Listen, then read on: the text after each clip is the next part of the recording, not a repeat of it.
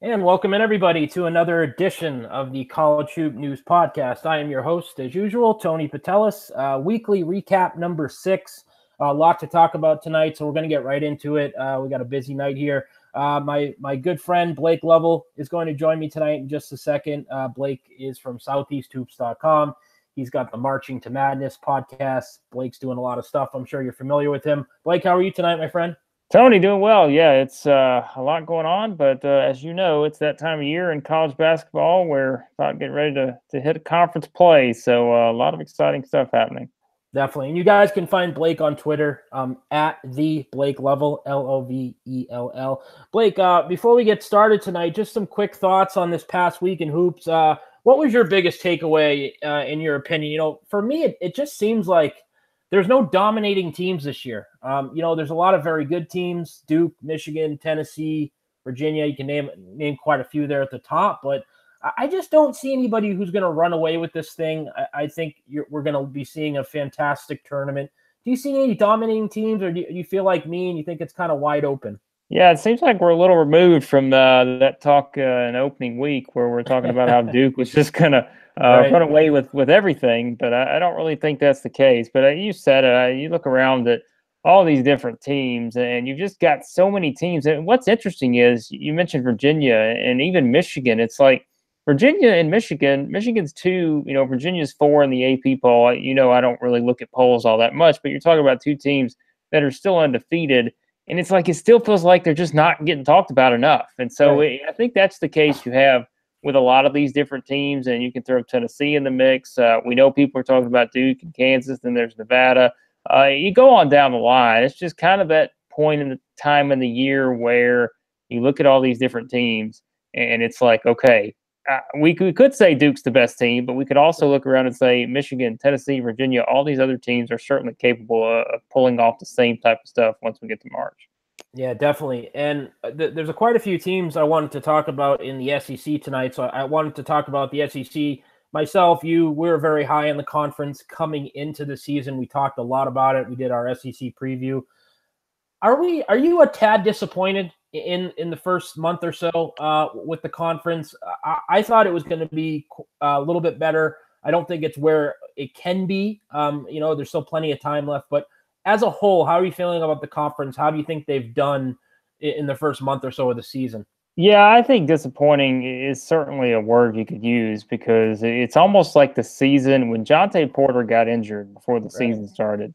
It's like that kind of started a ripple effect where you go throughout the entire SEC, and Admon Gilder hasn't played yet for Texas A&M. Darius Garland's out for the year for Vanderbilt, and it's like there's just been so many different things that have happened.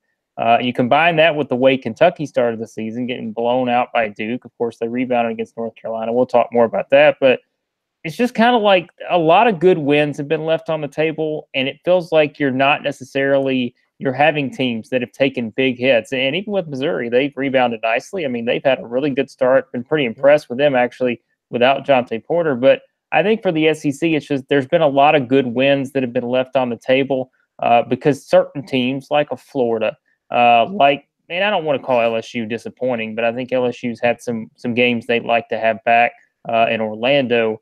But I just think it's kind of that situation. Even Arkansas, who's certainly exceeded expectations, they've lost a couple games they probably shouldn't have lost. And so I think that's the biggest thing with the SEC. There's been a lot of games that maybe they should have won that they haven't, and that makes things kind of interesting heading into conference play. Yeah, I think me and you were kind of on the same page preseason where we thought maybe 8 bids, maybe even 9. I think that was possibly attainable. Now I don't see it. I see more like 6. What are you thinking? Yeah, I know it's early, but still. No, I think 6 is about right at this point because I don't think, I think there are some obvious ones. And the obvious ones to me are Tennessee, Auburn, Kentucky. Those are the obvious ones. Mississippi State's probably in that group too. You can probably go ahead and throw them in that mix. LSU, I think, will get there. LSU's just still, they're fighting the youth thing. And we see it all the time with certain teams. We just have to remember how young this team is, but they're still one of the most talented from top to bottom. I think, in the country. But it's just a matter of everything kind of coming together. And I think you'll see them hit their stride. So with those 5 teams, I would feel probably pretty good about those 5 getting in. Beyond that, you want to see Florida play better. Yeah, Ole Miss has started good, but are they going to be able to keep that going? That's a question we're all going to have. And then you look around at like a Vanderbilt or Missouri or Alabama, teams like that. Are they going to be NCAA tournament locks? And I think at this point, you can't really say them are going to be complete locks. So yeah, it puts the SEC in a pretty it's a different spot than we thought they'd be in for sure heading into this part of the year. Yeah, I think teams like Ole Miss, you mentioned, Mizzou, while they've started off pretty hot here and played well, I'm still not sold at all that either of those guys are NCAA tournament caliber teams. We'll kind of have to wait and see, but I just wanted to key in on a few teams here in the SEC. Blake, first, I think you can't really say enough about Tennessee. They're off to a 10-1 start. I think they're number 3 in the AP and coaches poll. Just a fantastic job Rick Barnes has done with this group. I think last year really made this team hungry. They want to share the conference title. They got into the NCAA tournament. They got clipped in that second round against Loyola. So I think this team is primed. The thing that I just keep harping on with this team is they're just, it seems like there's juniors and seniors all over the floor. They're really experienced. Grant Williams is, a fantastic player, a All-American level guy. Is Tennessee the team to beat in your eyes, or is it maybe Auburn? What do you think about the Vols? I think Tennessee has shown less weaknesses than anyone else. And it probably, before that Gonzaga game, I probably would have put, Auburn maybe ahead of Tennessee. And that was just because, and it wasn't because of anything I saw from Tennessee. It was just because of how well Auburn was playing at that time. But since then, we've seen Auburn struggle a little bit. And I think so Tennessee's clearly moved ahead in my eyes when you look at them. And it just goes back to that toughness. You and I talked about this last year as well. This is just a team that's tough as can be. It's a team that does not back down from anything. When you have Grant Williams, when you have Admiral Schofield, you've got two of the toughest guys in the country on the same team. And they're just, and I don't know if it's just kind of like a football type of approach in terms of they're just hard-nosed, aggressive. They just go out and, they're physical. And I think it just helps a team like this. It's just so easy to overwhelm an opponent when you have guys that play this way. And I think that Memphis game is something where everybody's talks a lot about. And, maybe Tennessee fans and Memphis fans have a different view on how that game was played. But I just think it shows you that Tennessee can win games in so many different ways. So there's no doubt in my mind. Right now, they are the team to beat the SEC. Yeah, I'm with you. I think Auburn is a close second. I think Kentucky slowly will get there, but I definitely think Tennessee is definitely the team to beat. The two teams we mentioned I wanted to ask you about is Ole Miss and Mizzou. Let's start with Ole Miss. They're off to a 9-2 start. I figured when Kermit Davis came in here, they were going to be a solid basketball team. They were going to be competitive. I think they've definitely kind of went above expectations so far. I'm still kind of reserved a little bit. I want to see them in conference play.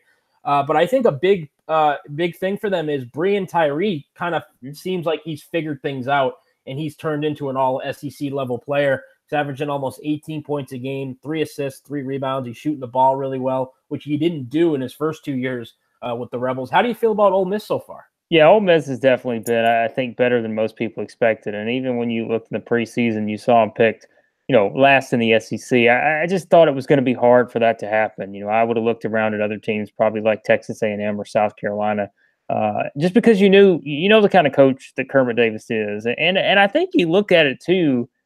Ole Miss's roster is not that bad. Like, it's not a bad roster. No. He's got a lot of new players on that team.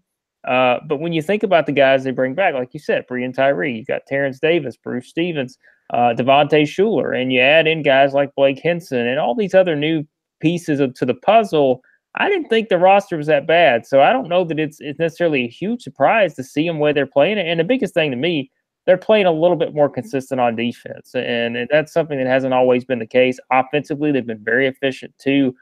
They're able to get the ball where it needs to go. Rather than everything just kind of being wide open. And so I think that kind of approach has really helped this team. They've got some good wins. They played well in those, that loss against Butler, not necessarily against Cincinnati, but, you play Baylor, you get a win over Baylor, you get a win over a good San Diego team. And I just think it's a team as well that kind of has a toughness to it. And they want to come out and exceed expectations, and they're doing that so far. Yeah, and I think the defense is key because these last few years under Andy Kennedy, they were atrocious on the defensive end. This year, they've been a lot better, like you said. They're shooting the three very well, 37%. So I like this team a lot. I think they're kind of sneaky good here, and I think they could definitely cause some problems in the SEC for some of the better teams at the top. So I'm excited. I think Kermit Davis, regardless of what happens this year, I think the program's definitely, heading in the right track here. Yeah. Mizzou, though, is a team I'm even more surprised with, especially after the Jonte Porter injury. I'm figuring this team's going to really struggle. And, they have a win over Central Florida. They beat Xavier. They beat Illinois. So, they have some solid wins. I don't know if those are resume builders per se, but they're doing a pretty good job. And they're doing it, I think they have a nice balanced attack. Jordan Geese has played really well. Jeremiah Tillman. How do you feel about Mizzou so far, Blake? Yeah, I mean, this is a team that look when Porter went down, right? It was just kind of deja vu because you look back at last year and Michael Porter Jr. goes down game one and the coaching staff has to readjust immediately. And so I think that experience has really been the biggest key is that they've been through this before. And so, Konzo Martin, who, as we know, has taken some flack over the years for not getting the most out of some of his teams. Well, that's definitely not the case so far with this team. And it probably was the case last year because they have just kind of found ways to use what they have, knowing that they were building everything through Jonte Porter and having to just readjust again so quickly. They struggled pretty early. I mean, those November games, they didn't look good most of the time. But now they've kind of hit their stride, and they've got some good wins. UCF beat Xavier, even against Illinois. I mean, in a rivalry game like that, to win that game the way they did, Mark Smith has been huge, getting him on the floor. They needed that. So I think this Missouri team, with the way they play, they're gonna slow you down. They're gonna make you work on defense. And it's just with that kind of style, they're going to be able to beat some teams in the SEC. And again, their NCAA tournament hopes when Porter went down, we all thought were completely shattered. At this point, though, I think with the way they're playing, with what they're getting from everyone else, it's possible we put them up there when we say, hey, we know the top five maybe in the SEC. You could see Missouri maybe moving up, being that sixth, seventh best team in the SEC if they can keep this going. Yeah, they just grind you out. They just grind you down. They're really good defensively, as Konzo Martin's kind of known for that. So it's a good start. I'm glad. I hope they can, stay competitive during conference play. You kind of nailed this in the opening there, Blake, but LSU, I get the disappointing word a lot on Twitter, and I keep reminding people, and I've said this numerous times, this is an extremely young basketball team. They have a lot of freshmen playing in important key spots. And I think that's kind of my opinion. I just think you have to kind of be patient, and this team's going to slowly get better and better. What do you feel about LSU? Do you think they've been somewhat disappointing? Are you kind of on the same, opinion as mine? Well, here's a good comparison, I think. And it's not, you can't make the exact same comparison, but LSU is Mississippi State of the past year or two. Because we remember how inexperienced Mississippi State's been, and we've kind of said, are they ever going to be able to get over that hump? And this year we've seen that happen. But you look back over the past couple of years, Mississippi State was continually ranked like 325th or lower when you look at KenPom and the experience. They've kind of been in that same spot. And then when you look at LSU this year, I think LSU's around that 330 mark, something like that. So this is a team that we know was going to rely primarily on freshmen and sophomores. And so it just takes a little while sometimes. Now, I think LSU will be able to do what Mississippi State wasn't able to do last year, and that's get to the NCAA tournament with this kind of youth.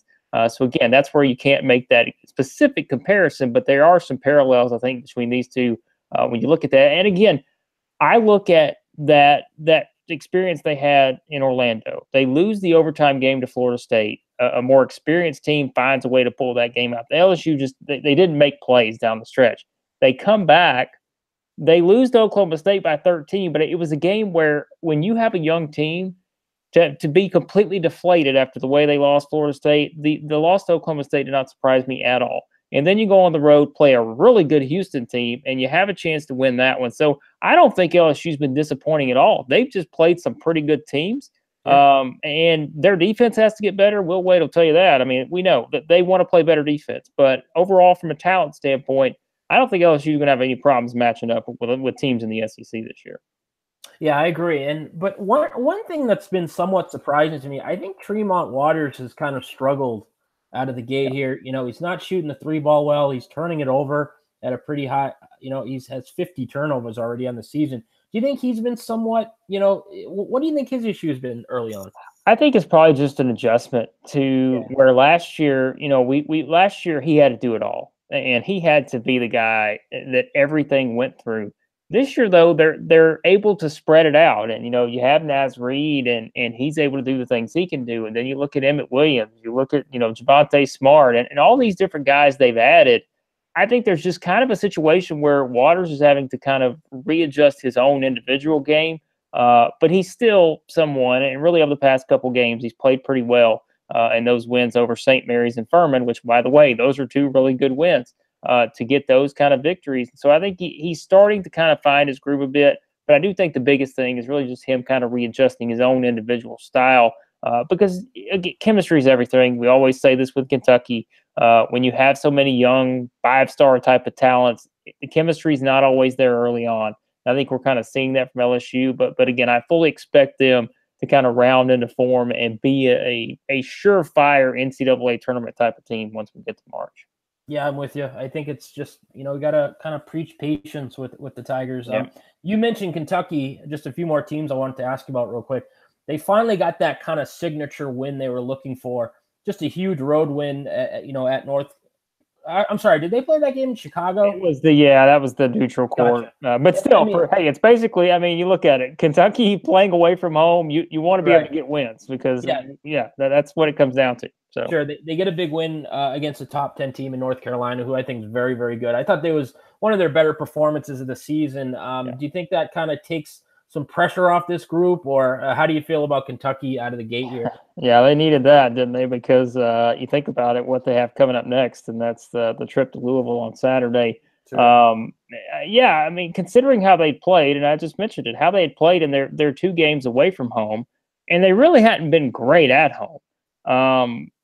They needed that, and they needed it against an opponent like North Carolina, where all year long we've looked at it, and Kentucky has struggled with what probably a lot of people look at their schedule and say, oh, well, you look at Winthrop and Tennessee State and Greensboro and all these teams. But there's been some pretty good mid-major teams on their schedule, and I don't necessarily think it's always been a case of Kentucky playing bad.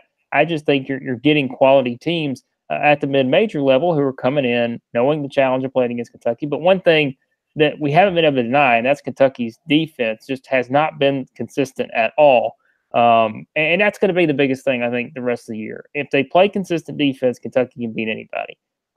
Quade Green transferring kind of caught a lot of people off guard because the three-point game is also important. That's been one of Kentucky's biggest weaknesses, and you could certainly look at it and feel like, Quade Green was one of their best shooters for sure. So how do they respond? Well, they come out, beat North Carolina. So you feel a lot better about where Kentucky's at. They still have a ways to go. But it was just kind of a matter of we do this every year with them, and it's going to come together at some point. And I think that was a big win because knowing that they're going into Louisville, and then they have to start SEC play at Alabama. So they're in a pretty good spot right now. All right. And the final team I wanted to ask you about, it's Florida. I think Florida is definitely one of the teams that I kind of am scratching my head at and saying, what the heck is wrong with the Gators? I thought this was a top 25 team coming out of the preseason here. I thought they were going to have a really successful year. Now, granted, it's still early; they're 7-4, but I don't know what to say about this club. It's not the defense. That they're a pretty good defensive team. I think it's more on the offensive end where Jalen Hudson, who came out of nowhere last year, kind of felt like and was an explosive offensive player. He's just been abysmal, and I don't know what happened to him, but it's just kind of a head scratcher. What do you think's wrong with this Florida team? Yeah, and I think that's the biggest thing is, how do you respond if you're a team that relied on someone like Jalen Hudson as much as they did last year? And it's like, well, that production goes away along with Chris Chios, along with Igor Kulichov. And it's like, well, what do you do now? Because I don't think anybody was prepared for that. And you've had a guy who's only scored in double figures, I think, 3 or 4 times this year after leading the team in scoring last year. And it's just kind of like, they've had struggles in terms of finding consistent offense. And like you mentioned, too, their defense really hasn't been a problem for a while now. And it's been that way over the past several years. And even last year where they had those ups and downs, I think I look back at it over the past maybe 6, 7 years, something like that, I think Florida's finished in the top 25 in defensive efficiency. When you look at KenPom, their defense has kind of always been there, and it was even there towards the later years when Billy Donovan was there. But I mean, it's just they can win a lot of games with the way they play defense, but you have to score points. And we saw that in games like Florida State, Oklahoma, Butler, go down the list. I mean, even against Michigan State, look how well they played defensively against Michigan State, but they can only score 59 points. And so it's just they have to find some offense. They get the rematch with Butler this weekend.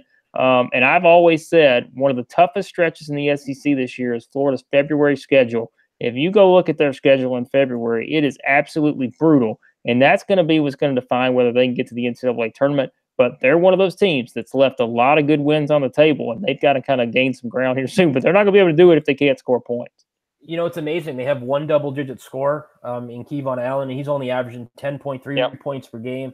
I think Keith Stone is a kid who I thought could have a breakout year. He really hasn't improved much. He's kind of on the same level he was last year. I guess you could say Andrew Nemhard has played well. He's not scoring a ton, but he's doing a good job distributing. He's averaging 6 assists a game. He's not turning the ball over. So there are a few good things to look at, but I just think this Jalen Hudson situation has kind of been the biggest issue for this team. Yeah, it's threw kind of everything off, and you know how Mike White and company get it figured out. They got to get it figured out soon because they're gonna have to be able to score, and they're gonna have to be able to do it. Like it's so rare to see that. You mentioned Kevon Allen averaging just a little over 10 points a game, and it's like you just don't see that when you have one guy. You expect it to be averaging 17, 19, 20, but when he's averaging 10, everybody else is under that. That's not a good spot to be in. Definitely. So let's move on here, Blake. I wanted to get your thoughts on the Big 12. Now, the Big 12, out of the gate, I kind of felt like this could be a year where the Big 12 kind of takes a slight step back. It's not as good as it's been these past few years, where you can argue that it's been the best conference in the country. But I feel like it's really rounding into form here. You know, I still think Kansas, while they haven't played great per se, they're still the best team in the conference. But how big of a surprise has Oklahoma been? TCU, I think Iowa State and Texas Tech have been really good. So even Baylor's starting to come on here and kind of surprise some people. How do you feel about the Big 12? And do you think it's kind of right where it's been these last few seasons? Well, it's kind of going to be a common theme with everybody we talk about tonight. But you just think about the coaching and think about the teams you just mentioned. Oklahoma at 11-1. Why are they 11-1? Because Lon Kruger knew, and we mentioned kind of coaches having to completely change the way they approach things. We were talking about Conzo Martin earlier with Missouri. Well, now, Trae Young's gone. It's like, well, you really have to completely change everything that you do. And for them to be 11-1 right now with the schedule that they've played and changing pretty much everything that they needed to do offensively, that is incredible to me. And I think he should be getting a lot more attention maybe for the coaching job he's done with this particular team. It's just been outstanding. And so you look at what Oklahoma's been able to do, Chris Beard, what he continues to do at Texas Tech is just pretty insane at this point. I mean, we knew this guy, good coach, but the way he's been able to build this program since he's been there, another phenomenal coaching job. And you just go down the line, Jamie Dixon at TCU, and you mentioned Iowa State, and it's just something where these guys are kind of finding the pieces to the puzzle that they need, and it's just kind of a thing where they're building that chemistry we talked about a lot of times. They just keep finding it. They keep finding it with different guys, and you have teams that are able to use their experience to be able to get to this point. And it's just you've got a conference full of that, and that's what's going to make the Big 12 really tough once again.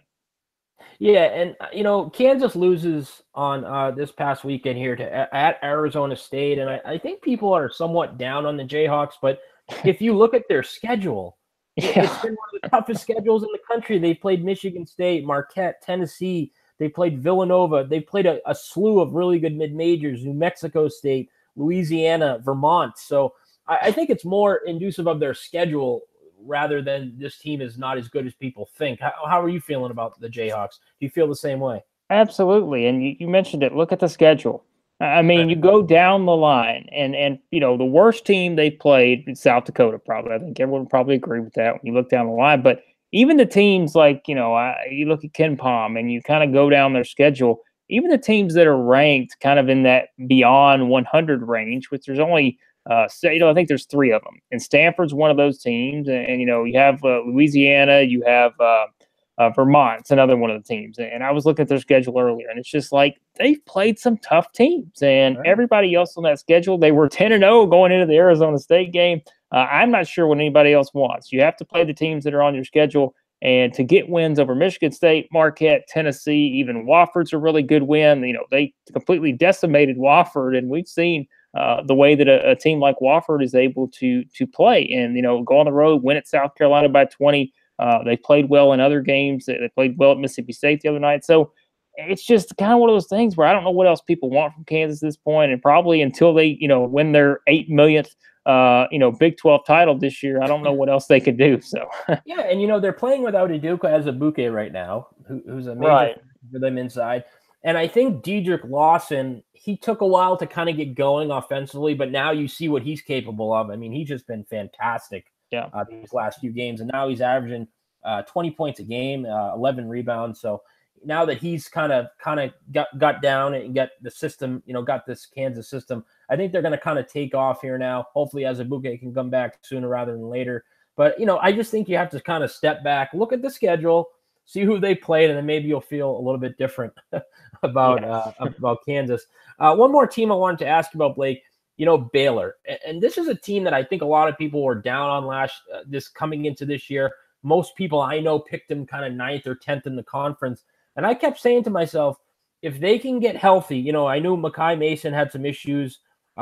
This is a very, very interesting team. Jake Lindsey, I think, was a big loss for them. He was kind of their glue guy, and I thought could be their starting point guard coming into the season. But they're playing some really good basketball. Mason looks healthy now. He's playing really well. I think Tristan Clark is one of the better young bigs in the conference. Seems like this next big that Scott Drew always seems to find these guys. It's crazy. I don't know where he finds them, under rocks or whatever. But they have an interesting basketball team. How do you feel about Baylor? Well, Baylor's another one of those teams. We talked earlier about the defense, and it's just like they always play defense, and they're always physical, and those are elements that can win you games. And coaches talk about that all the time.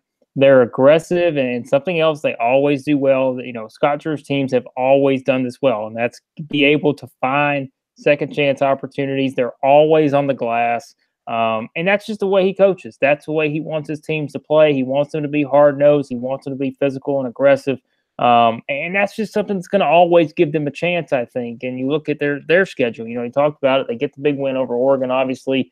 They had the win, against Arizona as well. And it's just like this is one of those teams that it may not look pretty every single night, but they're going to win some games that people think they shouldn't. And we'll learn a lot about them early on, in the schedule. I was taking notes, on their early conference schedule. And what's their first 3 games? They're at TCU, they're home against Iowa State, and they're at home against Kansas. So we will learn a lot more about the Bears, but I just think they're going to beat teams they shouldn't beat. And probably people are going to look at that and say, wow, how did they win this game? Well, they're going to win it because they've just done what Scott Drew has completely built into this program year after year after year. And they just go out and they kind of just out physical people. They're aggressive. And that's something they're going to be able to rely on. And it's going to be that way no matter who's on the roster. As long as Scott Drew's there, that's how they're going to play.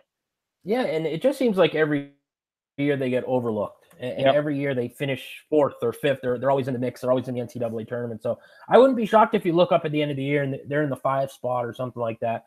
I think he's that good of a coach.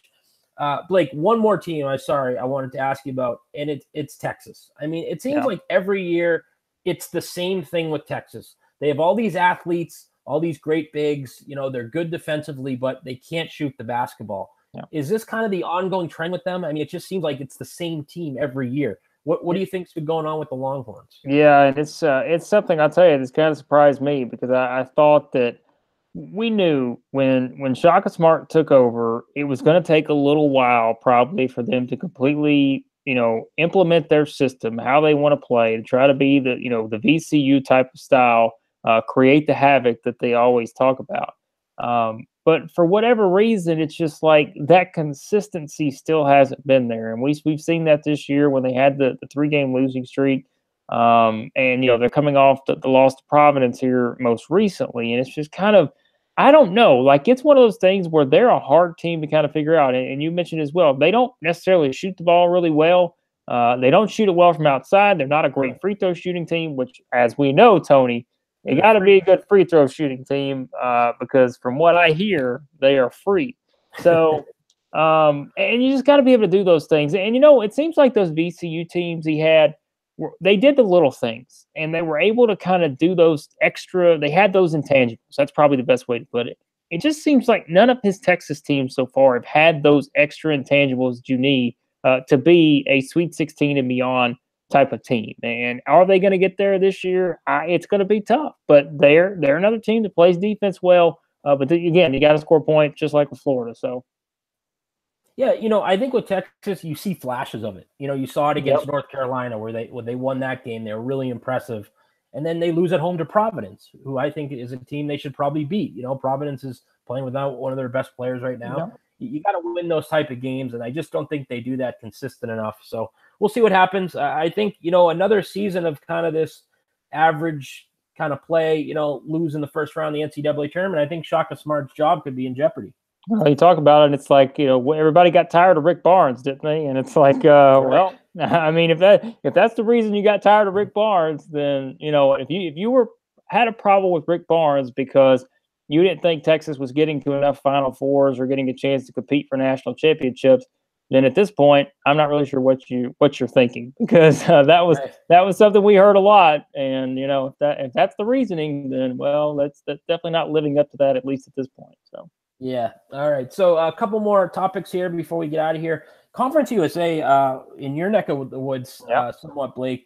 This is looking like a really deep, really strong league. I think I expected it. I thought this league was going to be very successful this year. But it's funny, the teams that we thought would be at the top, Western Kentucky, Marshall, they haven't really played great out of the gate. It's more, been North Texas, Louisiana Tech, even FIU is a team that I think has been pretty impressive. Old Dominion, to me, kind of looks like the favorite right now. How do you feel about this league, and do you think it's a pretty strong conference this year? Well, you said it. I think Marshall and Western Kentucky were the two teams we looked at, and you kind of look at what they've done so far, and just kind of have you scratching your head a little bit. But I think with Western Kentucky, it's still one of those things where you feel like maybe they're going to get it all put together, even as sort of dysfunctional things have been in the non-conference part of the schedule. You just feel like they're going to have a chance to put it together. And I think Marshall, saw them the other night against Texas A&M. That was very surprising with the way they lost that game because we mentioned earlier Texas A&M hasn't been very good. So,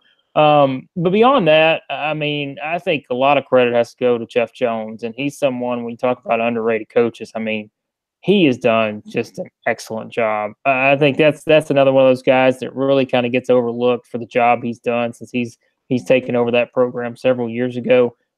They just keep grinding out wins, and they have gotten some good ones. I mean, we look at the Syracuse win. I mean, that's one of those teams that, again, it's going to be very tricky to prepare for, I think, when you get into the NCAA tournament. Should they get there, I just think another team that's kind of grinded out on defense, they're going to be hard-nosed.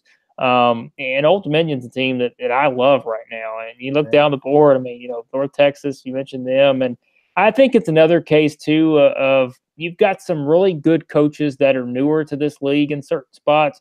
And I think that's going to be something that really helps. I mean, Jeremy Ballard, what he's done at FIU so far, which is with that style of play, they're a difficult team to prepare for on any night. So there's a lot of interesting elements in Conference USA, and I would go as far to say this will probably be one of the most fascinating conferences once we actually get into league play that there will be in the country this year, just because you have a lot of different teams that play different styles. But you've also got a situation where with the way they've changed the scheduling, they want to give themselves a shot to get multiple bids. Will it happen this year? We'll have to wait and find out. But there are definitely several teams in this conference that I would not want to see in my bracket if I'm someone that has to play one of these teams in the first round. Yeah, Old Dominion, I just wanted to say real quick, maybe one of the best, maybe the best defensive team in the country. I mean, they're that good. Marshall, I think they're kind of this in a way the same team as they were last year, where they're just going to try to outscore you. Yeah. They average 82 a game, but they give up 80 a game. And I think that losing Panava was a big blow for them. I think if he was back, I think it might be a little bit different. But I think there's just a slew of really good teams. And you mentioned North Texas. North Texas might have one of the most talented mid-major rosters in college basketball. I mean, the backcourt is just fantastic with Gibson and Woolridge and and guys like that. Roosevelt Smart, who's missed some time with injuries, but I got to tell you, there's 7, 8, 9 teams in this conference that are really good, and I think can beat anybody on any given night. This is a good, if you do a power rankings in terms of watchability, this is one of those conferences Right. that has so many different teams that are just kind of fun to watch. And, if you love college basketball, that's what you want. You want teams that are fun to watch. And it just seems like there are a lot of different teams kind of in their own way. Like I mentioned earlier, you have teams that play different styles. I mentioned FIU, and you talk about the talent on North Texas, Western Kentucky. You know what you're getting out of them. Old Dominion with the way they play defense. Marshall's going to run it up and down the floor. So there's just a lot of different fun teams, and that's going to make Conference USA a lot. There's going to be a lot of entertainment in this conference, that's for sure. There's just so much talent. I mentioned North Texas's roster. FIU has Brian Beard, who's one of the best players in the country. Marshall has Elmore, and it just keep going down the list. Southern Miss is a team we didn't mention. Yeah. They have some really talented guys with. So I love this conference. I think it's going to be a lot of fun once conference play kicks off here. So a lot to look forward to. The AAC conference is another conference I wanted to talk about really quick. Let's start by talking about Houston a little bit. I can't believe how good Houston looks, Blake. I mean, yeah. I thought for one, losing Rob Gray, they take a little bit of a step back. I still think they're going to be one of the better teams in the conference. But to me, this is the flat out favorite right now. I think Houston has to be the team to beat in the conference. Yeah, and I just think you said it. When Rob Gray is gone, it's like, well, what are they? It's like there's going to be some things they're going to have to change. And we look back last year and the way they played in the NCAA tournament. I mean, I know maybe Houston fans don't forget it, but a lot of people probably forget. Just they probably should have beat Michigan. And it's like they had that second round game, and you just kind of look back and it's like, well, things could have changed a whole lot if Houston wins that game. But to be able to rebuild things, it's been incredible to watch them. And it's not the way, they're winning games, but they're finding ways to win, convincingly at times. And I just think they're making big plays down the stretch. And when you lose a guy like Gray, you don't necessarily feel like you ever know what you're going to get sometimes in those situations. But, I mean, Kelvin Sampson's gotten it so far. Another team that plays so well on the defensive side of the floor, and even it just makes things so much easier. When you can be that consistent on defense, it just makes things a lot easier, even when you're not scoring all the time. And we know there's still going to be scoring lapses probably without someone like Gray in that offense. But they are definitely a team right now. You look at them, they're really good. And I just think you're going to want to watch them play a lot this season in the conference play, just because they've got some interesting matchups. But it wouldn't surprise me at all if they're the team we're talking about the most when we hit March. Yeah, I mean, they have a fantastic point guard in Galen Robinson, one of the more underappreciated guards in the country, I think. And Corey Davis Jr. has played like an AAC Player of the Year guy. I mean, he's been that good. Him and Armani Brooks are so explosive offensively. So that's a lot of firepower. And they have a lot of solid role players. So I really like this roster a lot. I was wrong. I mean, I will perfectly admit it. I thought this team would struggle a little bit without Gray, but they've been really good. Looking at the rest of the conference, who do you think's up there with Houston? Are you a believer in Cincinnati? Do you think Temple is for real? What are you feeling about the rest of the top of that top tier? I think Cincinnati's still a team, and I know once we get it, just every year, and Cincinnati's one of those teams when we talk about it, and it's just like Mick Cronin does it year after year after year after year. And it's like, well, they're not going to be as good this year as they were last year. They're not going to be this or they're not going to be that. But the guy just keeps winning games, and they keep putting themselves in a position where and I know everyone loves offense and everyone wants to see games that are 95-90. But Cincinnati's one of those teams, not unlike Tennessee, not unlike some of these other teams we talked about, like a Baylor, that just kind of grinds you, and they just make you work so much that by the time you get into that final 10 minutes of the game, it's just so hard to kind of match what they do. And I think the credit goes to Mick Cronin for that. And they've just got another team that's got some good wins on there, beating Ole Miss the way they did. They had the loss against Mississippi State there a couple weeks ago, but to beat UCLA the way they did, we know where UCLA is right now. But I think Cincinnati's probably the team that I would still put ahead of those others, like UCF, like Temple.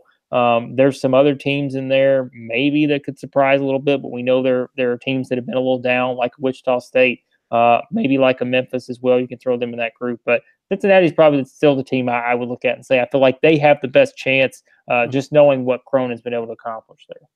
Well, Memphis is one of the teams I wanted to ask you about. They're sitting at 7-5 right now, and they're another team that's played a pretty tough schedule.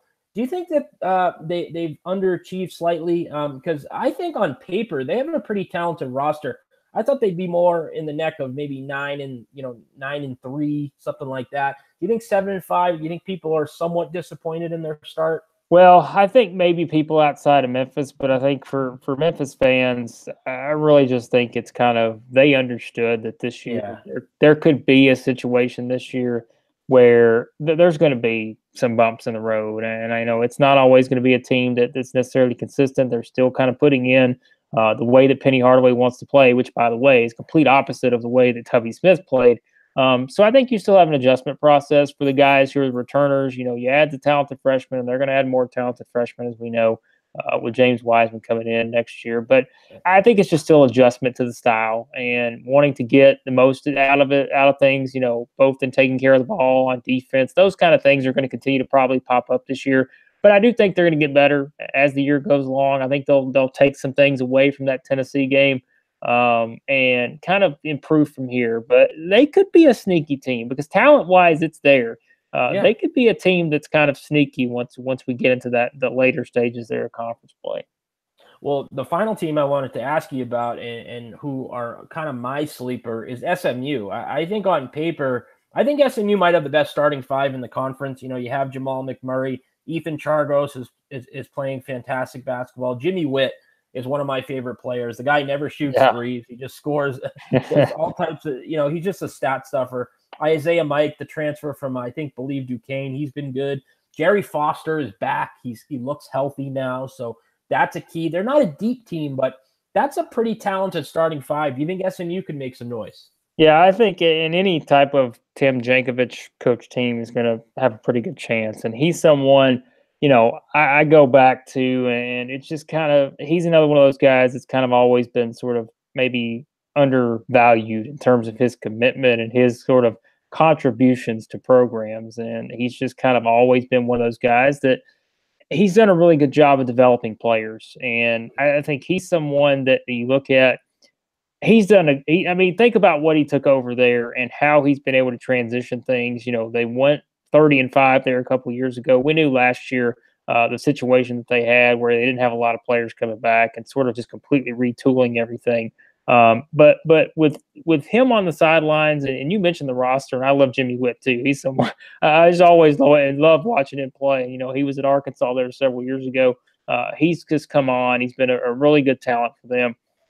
But SMU is just kind of going to be an efficient type of team. And I think efficiency is something that Tim Jankovich has kind of always talked about. He wants a team that's going to value the ball on offense. He wants them to play kind of at their own pace. He doesn't want them to get caught up in playing, up and down games with some of these faster paced teams. And so I just think they are a team that I would kind of keep my eye on. We mentioned like a team like Memphis that could be really good down the stretch. Other teams as well, but maybe, I would probably put Memphis, SMU as those two teams that it wouldn't shock me if they're up there challenging with some of these other teams by the time we get into February or so. Yeah, I'm right there with you. So I know you got to get going, Blake. So I just had one final question for you. Conference play is right around the corner here. Do you think conference play in a way is going to be kind of more important than ever here? Because you have a lot of teams kind of playing lackluster out of the gate. Like I said early in the podcast, I just don't see any really superior teams this year, it seems like. Do you think that kind of gives some mid-majors a chance to kind of swoop in and grab some bids this year, or do you think it's going to be business as usual? Well, I think it's going to be very interesting to watch because we have the net rankings and all this now, and it's just kind of a year where, and I really am fascinated. We mentioned it earlier with the Conference USA thing, with the way they're doing their scheduling. That's going to add something. We don't know exactly what yet, but it's going to add an element to where, hey, if it works, if it's a situation where they find themselves in a spot where, hey, they're getting 2 bids this year, you're going to see more conferences move to that at the mid-major level. You're going to see more try that. And, Tony, we mentioned earlier, talked about on the Marching Madness podcast with the coaches we've talked to. You've talked to coaches before on your podcast. There are some that really kind of love what they're doing, and there are others that wouldn't want to do that type of style. And I think we're going to see this year, that's going to be the biggest thing that I'm watching in terms of conference play, because it's something that a lot of conferences could mirror at that mid-major type of level. Because if it works, then you have to say, okay, well, how does this affect, the ACC, the SEC, the Big 10, the Big 12? Bids are getting taken away. If we're seeing situations where they're finally getting opportunities like a Conference USA that has all those different teams with all that different talent, that we know there are several teams in there that could win multiple games. And that's the biggest thing to me, because we kind of said it at the start.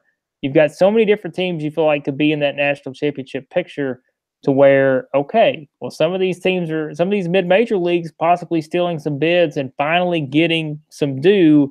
That's going to be very fascinating to watch. Yeah, I just think the bubble is going to be crazier than ever this year. I think it's going to be a lot of fun. But all right, well, Blake, I know you got to get going, so I really appreciate you joining the podcast tonight. I hope you have a great night, and we'll talk to you soon. Thanks, Tony. Always enjoy it. All right, guys. Thanks a lot. Blake is, again, on Twitter at @BlakeLovell. He has the SoutheastHoops.com website, Marching to Madness podcast. Great guy to talk to. We'll talk to him in the future. So thank you for joining tonight, everybody. The weekly recap number 6 will be back on Sunday with another recap and another guest. Tony Patelis, College Hoop News Podcast. We'll talk to you later.